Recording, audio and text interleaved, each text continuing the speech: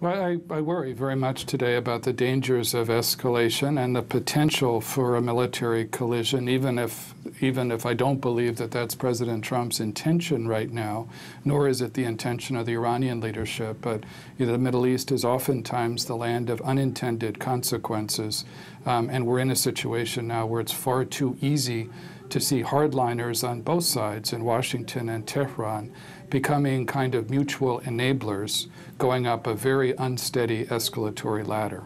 So I do worry about the dangers of collisions. You were one of the architects of the Iran nuclear deal. You met secretly with Iranian officials in Oman and other places.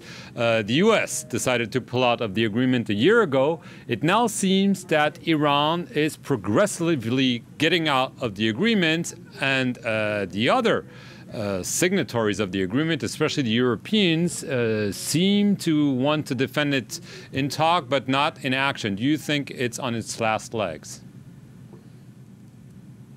I think there's a real danger right now that the agreement will collapse. I think it was deeply unfortunate and a profound mistake for President Trump to abandon the nuclear agreement, which was achieving its purpose of preventing Iran from developing a nuclear weapon and did represent the will and the efforts of the international community.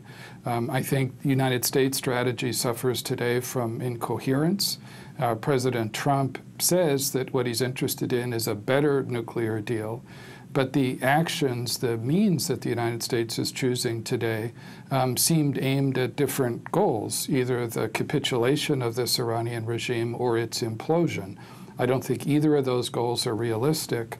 And when maximum pressure becomes, in effect, an end in itself, I think you run real risks of escalation. Right.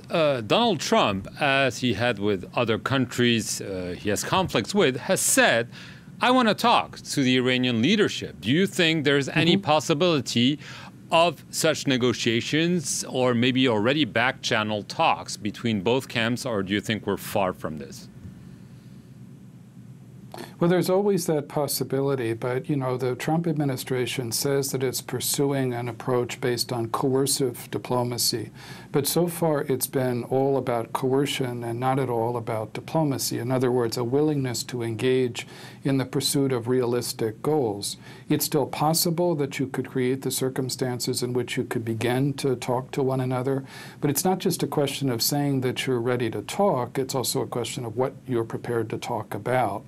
And I think the administration would have to signal that, it has realistic goals designed to strengthen the nuclear agreement and perhaps deal with some of the other issues that so sharply divide Iran and the United States today. But I think there's no substitute for that kind of direct diplomatic engagement.